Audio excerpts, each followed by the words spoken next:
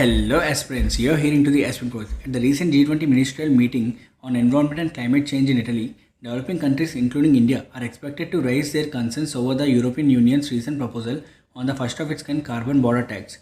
This is yet to be legally formalized and the tax plan could come into force from 2026. In this episode, we are going to discuss about the carbon taxing and the international concerns regarding carbon taxing and how it works and what are the recent international developments and also some brief about carbon pricing.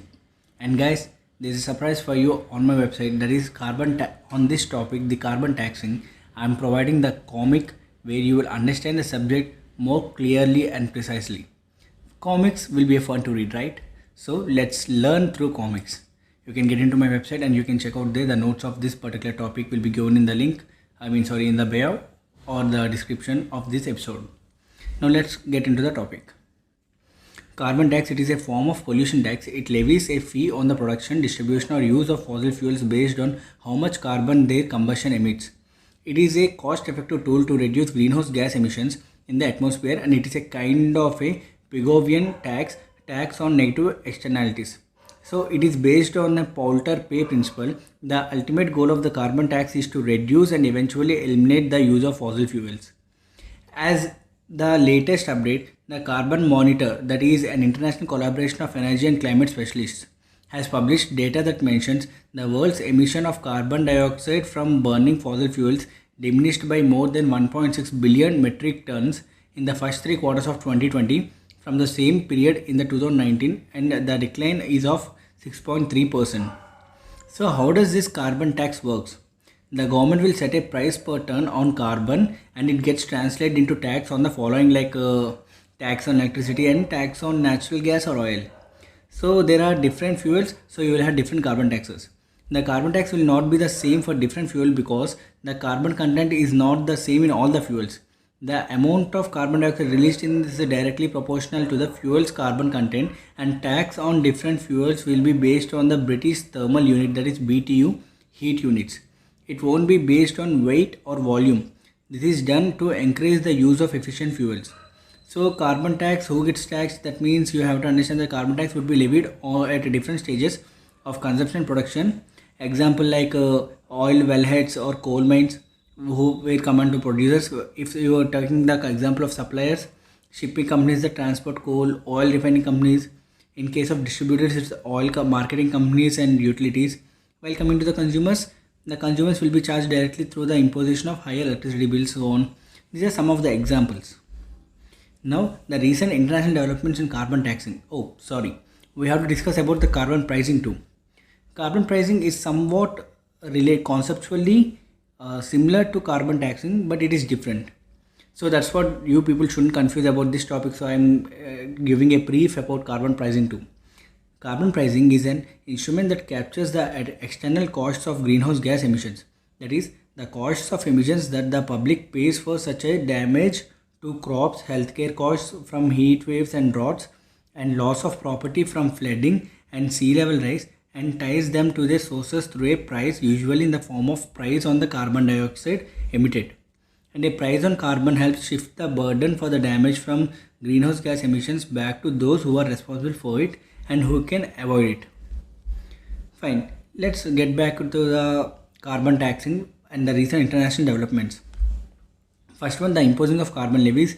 The measure is designed to protect European industries from competitors abroad who are not subjected to same carbon levies. A transitional phase from 2023-25 will see importers monitoring and reporting their emissions. And similar proposal also from USA. In the United States, the Democrats have proposed their own version of a tax on imports from countries that lack substantial climate policies as part of 3.5 trillion budget plan. And however, this proposal is far less detailed than the European Union's plan. And previously, the European Union has a policy, that is a decade ago, European officials wanted to charge foreign airlines taking off and landing in Europe for the carbon pollution they produce. But the European Union scrapped the idea after heavy pressure from the United States and China. Later, emission trading system of European Union has been introduced, in that the 27 European Union member states have much stricter laws to control greenhouse gases emissions in the form of the emission trading system that caps how much greenhouse gases individual industrial units can emit. Those industries that fail to cap their emissions can buy allowances from those who have made deeper cuts. And carbon pricing will be helpful as an instrument as per the World Bank. About 64 carbon pricing instruments such as emissions trading schemes or taxes are in use around the world. And however, they cover only 21% of the global greenhouse gas emissions. Now, the European Union and the carbon border tax, which it is talking in the recent meetings, the first and foremost aim is to disincentivize the carbon extensive goods. That is, the idea behind the tax is to disincentivize companies outside the European Union that are exporting to the European Union for carbon extensive goods. That is like steel, cement, fertilizers, and aluminium. So they give a digital certificate to the importers representing the ton of carbon dioxide emissions embedded in their imported goods. So here the causes behind this imposing carbon tax is the European Union has a target to reduce at least 55% by 2030 compared to 1990 levels of the carbon dioxide and footprint. And till date, these levels have fallen by 24% and still 31% is yet to come. However, emissions from imports contributing to 20% of the European Union's carbon dioxide emissions are increasing. Such a carbon tax would incentivize other countries to reduce greenhouse gases emissions and further shrink the European Union's carbon footprint. And this will also help in carbon leakage, controlling the carbon leakage. So the emissions trading system of the European Union makes operating within the region expensive for certain emission limits, and this is known as carbon leakage, and it increases the total emissions in the world. That is wrong. It is a bad effect that will come. And also there are certain countries will benefit from this and certain countries will affect worstly.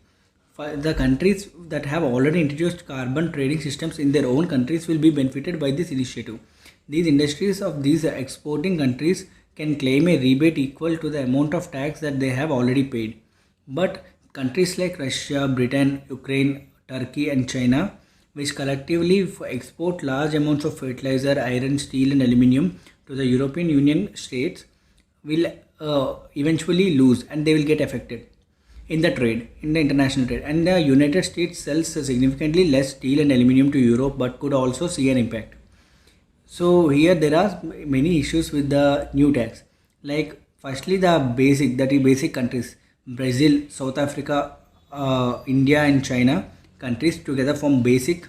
Their grouping had opposed the European Union's proposal in a joint statement terming it discriminatory and against the principles of equity and common but differentiated responsibilities and respective capabilities. So these principles acknowledge that richer countries have a responsibility of providing financial and technological assistance to developing countries and vulnerable countries to fight climate change. And especially let's talk impact on India. The European Union is India's third largest trading partner. By increasing the prices of Indian made goods in the European Union, this tax would make Indian goods less attractive for buyers and could shrink the demand. The tax would create serious near-term challenges for companies with larger greenhouse gas footprint. And there are also non-consensual with the Rio Declaration.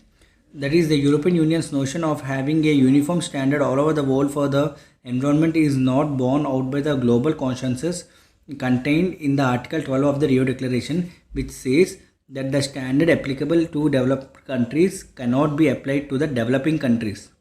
So, and also this is changing the climate change regime. So the greenhouse content of these imports would also have to be adjusted in the greenhouse gas inventories of the importing countries, which essentially implies that greenhouse gas inventories would have to be reckoned not on the production basis but at the point of consumption basis. And this would turn the entire climate change regime upside down. And also there is a protectionist policy here. This is the one of the biggest issue, that this policy can also be regarded as a disguised form of protectionism. The protectionism refers to the government policies that restricts international trade to help domestic industries. Such policies are usually implemented with the goal of improving economic activity within the domestic economy. Now here we have to focus on maintaining India-European Union relations. India must also not forget that the European Union is its second largest buyer, and currently India has a surplus in both trade and services with the European Union. The European Union is a market that India needs to nurture and protect. India should talk to the European Union bilaterally to ensure that its exports with the latter are protected either through a free trade agreement or by other means, and if there are adjustments and standards that India needs to meet with, then it should look forward to fulfilling it. and also India should play wise because India is not an exporter of cement and fertilizers to the European Union, and on steel and aluminium too.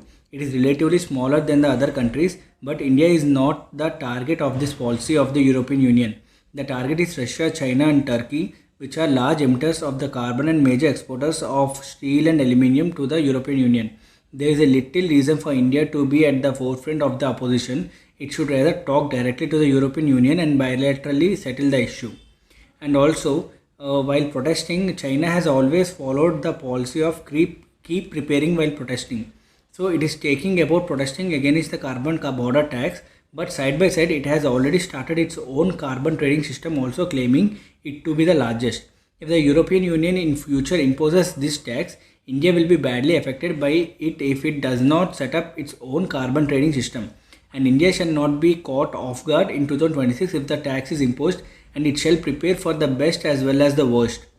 And this one reshapes the climate mitigation policies of India also.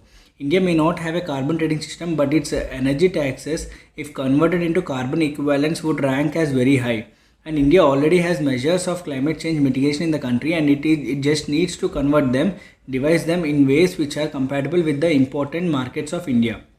And also there is a collective persuasion should be there, that is like the basic countries and the other significant developing countries shall follow the policy of collective persuasion at the global meetings for finding alternatives for the climate change mitigation rather than the implementing such a policy. A mechanism like carbon border tax for charging imported goods at borders may spur adoption of cleaner technology, but if it happens without adequate assistance for newer technology and finance, it would rather become disadvantageous for the developing countries. As far as India is concerned, it must assess the advantages and disadvantages that it is likely to face with the imposition of this tax and talk to the European Union with the bilateral approach. This is all about the carbon border taxing system. I hope you do like this episode. If you do like this episode, please share it to your friends, and also don't forget to read in comics, because that will be that's the best way to remember the concepts, and you can find it in my blog theaspirantwatchupsc.com. You can log in and you can search for carbon border taxing system and you will get the topic, and also the link will be given in the description. You can check it out.